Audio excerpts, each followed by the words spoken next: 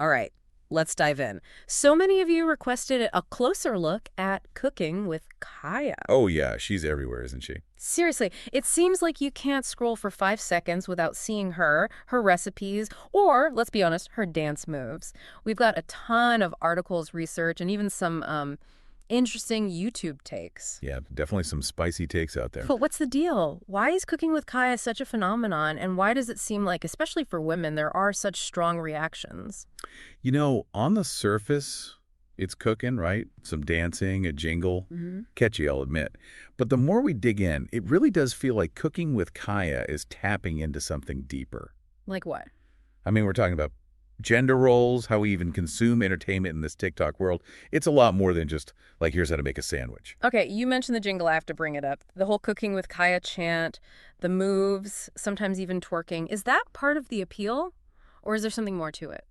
I mean, think about it. Our brains, especially online, we just crave simplicity, right? Mm. Researchers have a name for it. They call it cognitive ease. Mm-hmm. And Kaya's videos, they're short, they're repetitive. Easy to watch, easy to remember. Exactly. They're almost addictive, Yeah. right? Mental comfort food. Yeah. And in a world that feels like it's just constant information overload, that's huge. It makes sense. I get it. But it's not just the format, right? You pointed out in your notes that her recipes, they're also really relatable. She's making potato soup, breakfast staples, things people actually cook. I even saw a comment from you in the source material. I think you said you tried her breakfast burrito recipe. Well, you caught me. Yeah, last week, actually. It was pretty good. So it's working. She's getting people into the kitchen. Right. And that's a big part of it. I mean, it's aspirational, but it's also achievable. You know, she's not making Michelin star dishes. It's food that feels familiar, doable, like you could cook alongside her. And that creates a connection. And then there's the humor. I mean, that little make your man breakfast before I do comment, harmless fun or something more. I think it's both. On the one hand, humor, it's engaging. Right. It makes things memorable. It makes it shareable.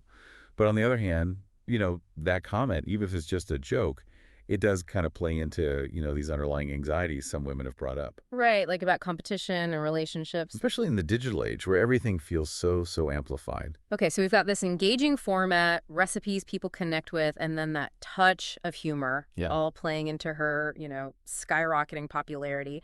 But then there's the flip side. We can't ignore it, especially the criticism coming from women. You pulled out some big concerns from what we've been reading, so let's get into that. Absolutely. One of the biggest ones is this idea of perceived objectification. Okay.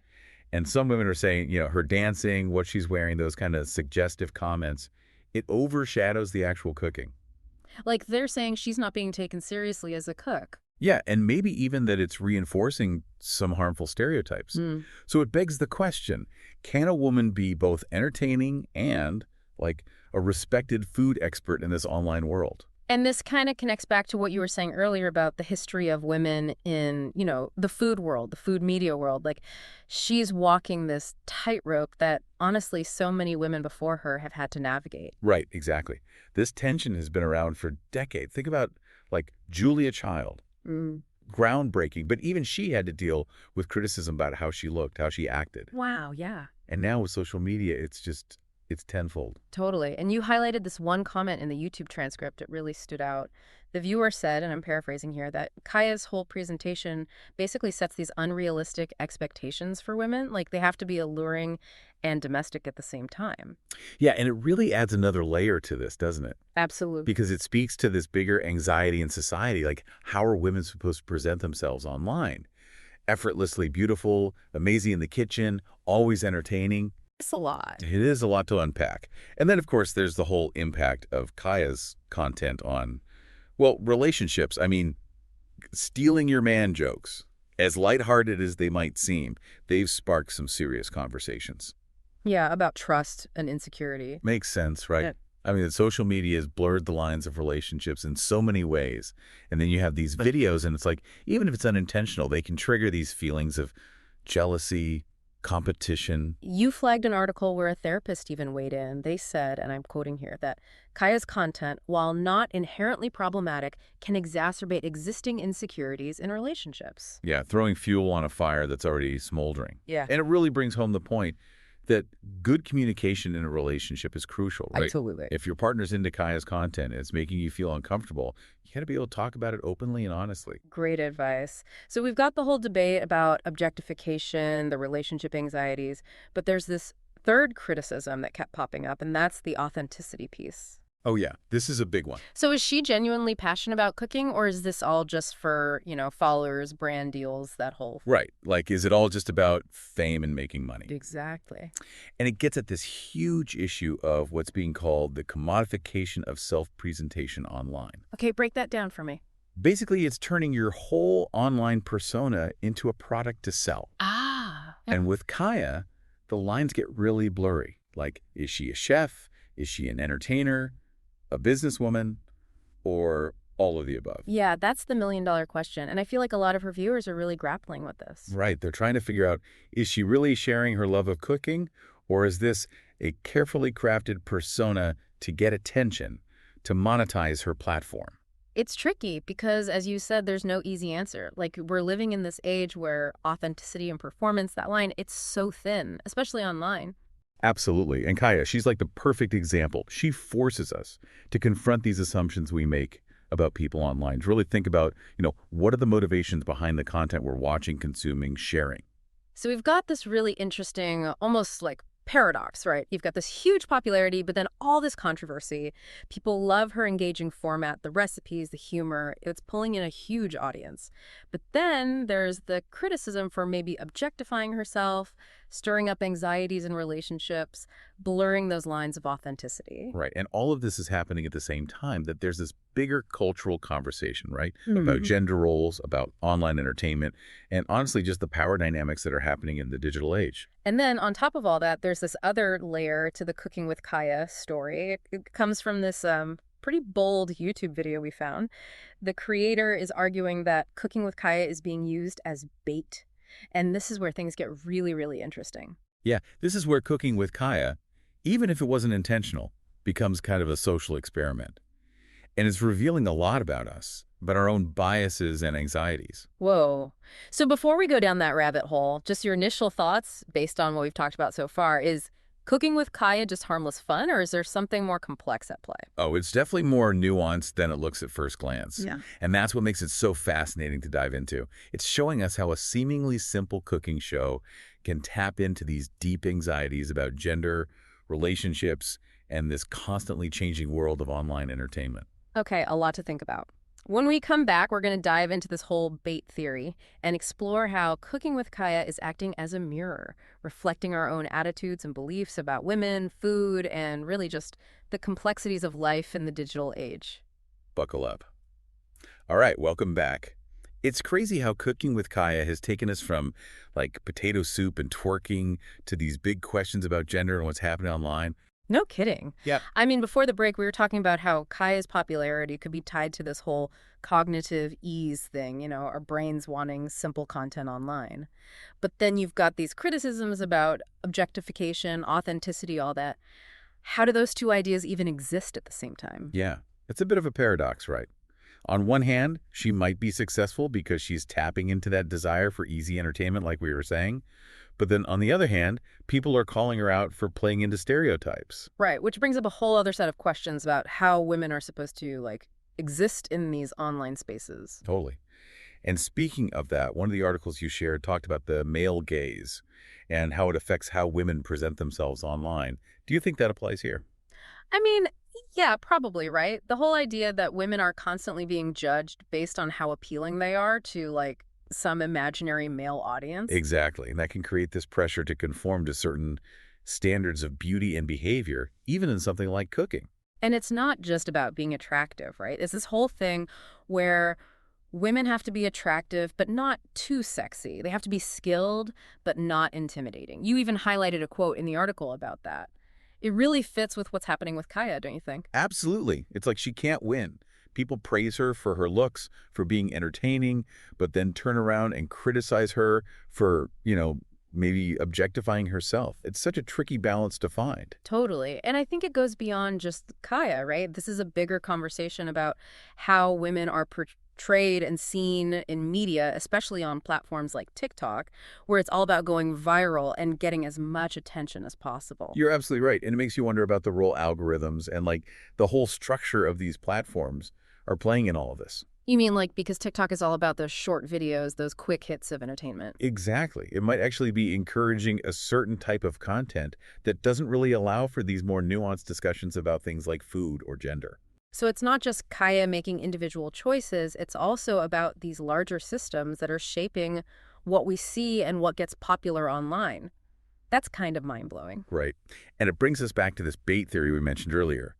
Remember that YouTuber who was arguing that some men might be using Kaya's content to, like, intentionally get a reaction from women? Yeah, to like expose their insecurities and make them competitive with each other. Exactly. And that's a pretty controversial take, I'll admit. I'm still trying to process it all. What do you think? Is there any truth to that argument? It's tough to say for sure. I mean, obviously we can't just assume everyone has bad intentions or try to generalize about people, but I don't know. I guess it's possible that some people might be doing that. Right. And that YouTuber made another interesting point. They pointed out how the negative reactions from women toward Kaya seemed to come later. Like, at first, there wasn't much criticism, but once men started giving Kaya all this attention, that's when the negative comments from women really started ramping up. It's almost like... Like their reactions were triggered by the attention she was getting from men. Exactly. And it kind of suggests that, at least for some women, their reactions might be tied to feeling threatened in their own relationships, or maybe feeling like they have to compete with Kaya. That's a really good point. And it just goes to show how social media can make those anxieties and insecurities we all have so much worse. Totally. So even if we don't buy into the whole bait theory, it still brings up some important questions about how social media impacts relationships and how the content we see online can bring up all these complicated emotions. Absolutely. And it all goes back to this idea of cooking with Kaya being like a social mirror. Yeah, reflecting something back at us. It's not just about the food or even Kaya herself.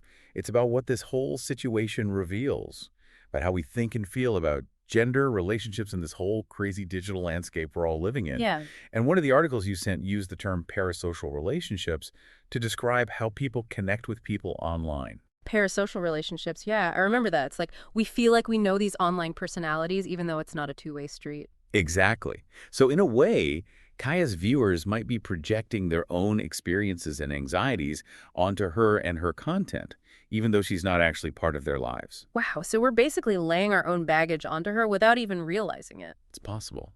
And that can lead to all sorts of misunderstandings, misinterpretations, even conflict, like with this whole bait theory and the worries about relationships. It's wild how something as simple as a cooking show can bring up all this stuff. It really shows how social media can both connect us and, drive us apart.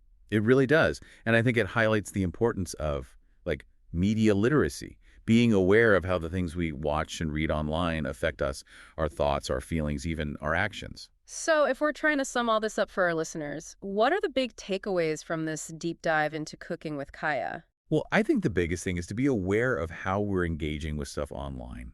It's not just about passively watching. We have to question things, consider different perspectives, and just be aware of how it might be affecting us. Yeah, and remember that there are real people behind those accounts, and what we say and do online can have real-life consequences. Exactly. It's so easy to get caught up in the online world and forget that there are actual human beings on the other side of the screen. Totally. And it's not just about being nice, although that's definitely important. Yeah. It's also about being thoughtful about the things we read and watch, and about the stories we're spreading. What do you mean? Think about that bait theory again.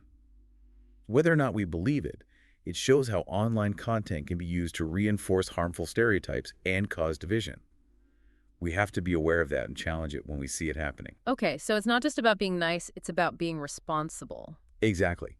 We have a responsibility to think critically about what we're watching and sharing, and to be aware of how it might affect other people.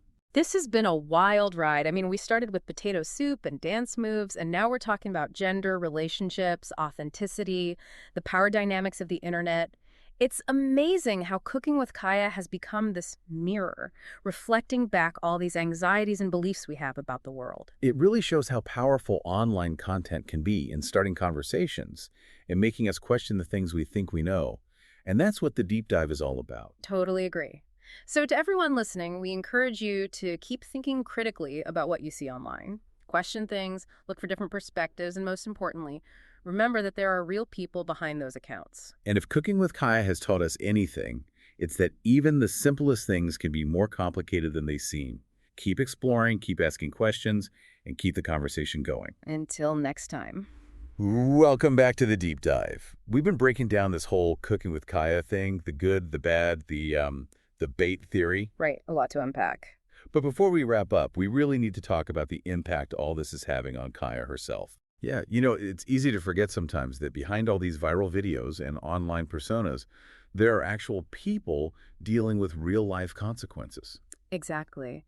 And we talked about how social media can really mess with people's anxieties and insecurities, but it can also have a huge impact on mental health, especially when you're facing all this online criticism and scrutiny. Oh, absolutely.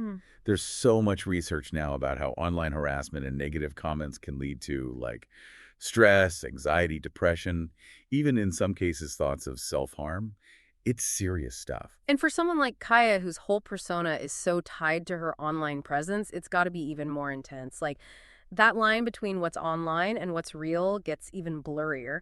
How do you think she's handling all this attention, the good and the bad? It's hard to say for sure, obviously, without knowing her personally, but I think it's safe to say that this kind of scrutiny, even if it comes from a good place, can really take a toll. It's like she's living in a fishbowl where everything she does is being watched and judged by millions of people. It's got to be exhausting. And we've seen this happen over and over with online personalities, right? Oh, yeah. That pressure to keep up a certain image, the fear of making a mistake, the constant stream of comments. It can be totally overwhelming. And I think it's important to remember that even the people who seem to be thriving online are still human. They still have vulnerabilities and emotions. So as we're wrapping up this deep dive, what are some things we should keep in mind when we're engaging with content online, especially with people like Kaya? Any final thoughts for our listeners? I think the biggest thing is to approach everything online with empathy and critical thinking. Remember that there are real people on the other side of those screens, and our words and actions have real consequences. That's such a good reminder. It's so easy to get caught up in the online world and forget that we're interacting with real people. And it's not just about being nice, though that's definitely important. It's also about being aware of the information we're taking in and the stories we're helping to spread. What do you mean by that? Well, think back to that bait theory we were discussing. Regardless of whether you agree with it or not, it shows how online content can be used to reinforce harmful stereotypes and create division. We have to be conscious of those things and challenge them when we see them. So it's not just about being nice, it's about being responsible. Exactly. We have a responsibility to think critically about what we're watching and sharing, and to be aware of how it might affect other people.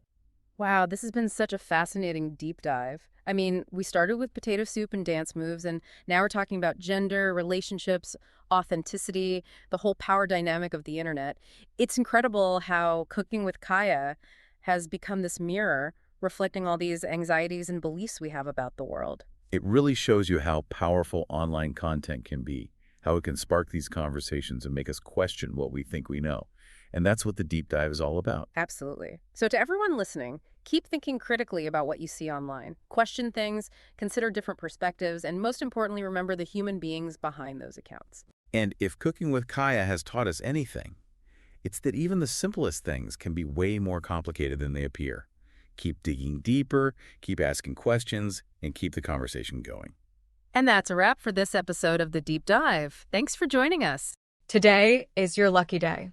Today is the day that our $3 website works for you, paying you directly to your PayPal daily. Imagine $3 ongoing continuous payments to your PayPal account. Imagine falling asleep and waking up to $300 in your PayPal account. How would this make you feel? How could this help you? What bills could you pay? What kind of fun could you have? What does that retirement look like now? All for a one-time payment of $3. This website is DFY done for you, fully built and completely hosted, and never stops collecting payments for you. You have spent $3 on coffee on a regular, but that coffee won't help you create multiple streams of income. Click the link below.